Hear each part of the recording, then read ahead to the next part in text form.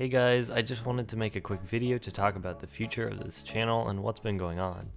As you all have probably noticed, I've really dropped the ball lately and haven't put out any videos since January. I'm way overdue, and that's why there will be a new regular video up in a couple days.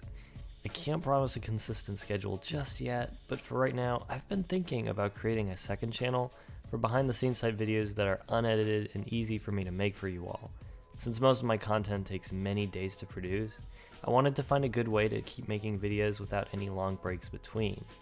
If you think this is a good idea, please let me know in the comments so I could get an idea of what everyone wants to see, since I'm still working out how this channel is going to operate.